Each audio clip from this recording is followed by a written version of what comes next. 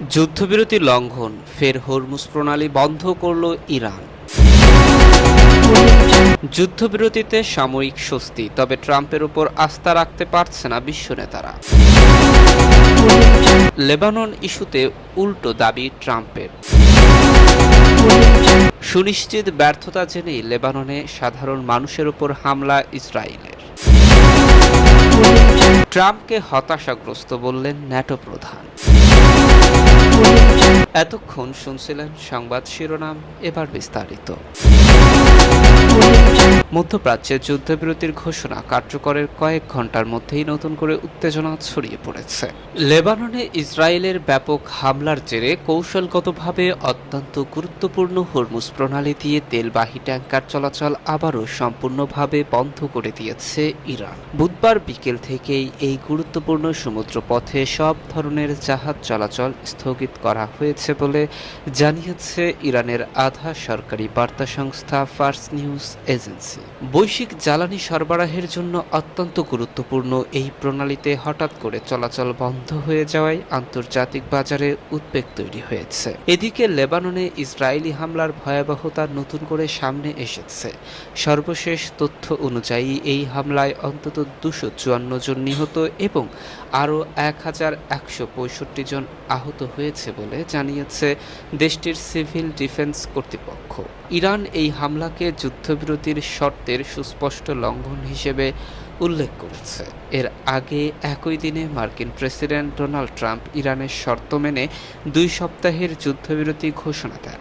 ওই ঘোষণার পরপরই ইরানের অনুমতি নিয়ে 2টি তেলবাহী ট্যাঙ্কার নিরাপদে হরমুজ প্রণালী অতিক্রম করতে সক্ষম হয়।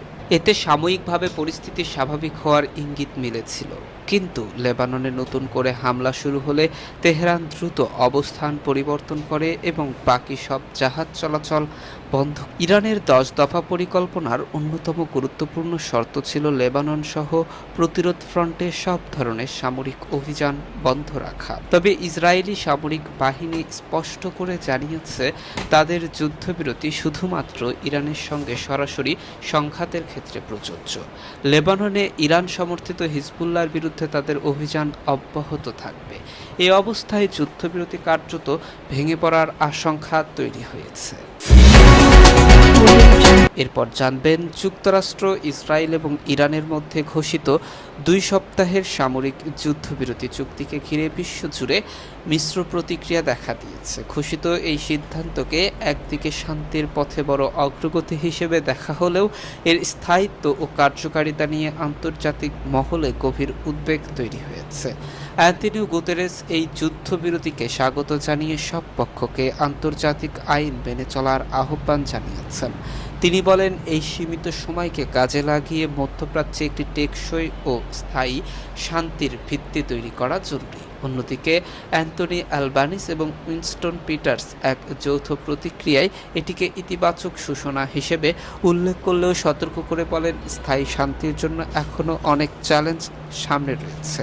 তারা বিশেষভাবে বেসামরিক নাগরিকদের সুরক্ষা এবং মানবিক সহায়তা নিশ্চিত করার উপর গুরুত্ব আরোপ করছে। যুক্তরাষ্ট্রের ভেতরেও এই চুক্তি নিয়ে মত পার্থক্য স্পষ্ট। হোয়াইট হাউসের প্রেস সেক্রেটারি ক্যারোলিন লেভিট এটিকে যুক্তরাষ্ট্রের বিজয় হিসেবে বর্ণনা করেছেন এবং দাবি করেছেন প্রেসিডেন্ট ডোনাল্ড ট্রাম্পের নেতৃত্বে পরিচালিত সামরিক অভিযান দ্রুত লক্ষ্য অর্জন সম্ভব হয়েছে। তবে রিপাবলিকান সিনেটর লিন্ডসে গ্রাহাম সতর্ক করে বলেন, ইরান যেন ভবিষ্যতে পারমাণবিক অস্ত্র তৈরি করতে না পারে সেদিকে কঠোর ব্যবস্থা নিতে হবে। অন্যদিকে ডেমোক্র্যাট নেতারা যুদ্ধবিরতিকে ইতিবাচক বললেও কোনো রাজনৈতিক সমাধান ছাড়া সেনা প্রত্যাহার সম্ভাবনা নিয়ে উদ্বেগ প্রকাশ করেছেন। এদিকে পাকিস্তানের মধ্যস্থতায় আগামী 10 এপ্রিল ইসলামাবাদে যুক্তরাষ্ট্র ও ইরানের মধ্যে আনুষ্ঠানিক আলোচনা শুরু হওয়ার কথা রয়েছে। ইরানের প্রেসিডেন্ট মাসুদ পেজেশকিয়ান এই শান্তি প্রক্রিয়ায় সহযোগিতা করার জন্য পাকিস্তানকে ধন্যবাদ জানিয়েছেন। তেহরানের ইনকিলাব স্কোয়ারে সাধারণ মানুষের মধ্যে যুদ্ধবিরতির ঘোষণায় স্বস্তি ও উচ্ছ্বাস দেখা গেলেও কয়েক ঘন্টার মধ্যে লাভান দ্বীপের তেল শোধনাগারে হামলার পর খবর পরিস্থিতিকে আরও উত্তপ্ত করে তোলে। এরপর জানবেন ইরানের সঙ্গে ঘোষিত যুদ্ধবিরতির শর্ত অনুযায়ী লেবানন সহ সব ফ্রন্টে যুদ্ধ বন্ধ থাকার কথা থাকলেও বাস্তবে তার কোনো প্রতিফলন দেখা যাচ্ছে না। যুদ্ধবিরতির অল্প সময়ের মধ্যে লেবাননে ইসরায়েলের ব্যাপক হামলায় অন্তত 264 জন নিহত হওয়ার খবর পাওয়া গেছে, যা পুরো চুক্তির কার্যকারিতা নিয়ে বড় প্রশ্ন তুলে দিয়েছে। এই পরিস্থিতিতে যুদ্ধবিরতির 10 দফা শর্ত নিয়ে আন্তর্জাতিক অঙ্গনে নতুন করে বিতর্ক শুরু হয়েছে। ইসরায়েলের প্রধানমন্ত্রী বেনিয়ামিন নেতানিয়াহু স্পষ্টভাবে জানিয়েছেন এই চুক্তির আওতায় লেবানন অন্তর্ভুক্ত নয়।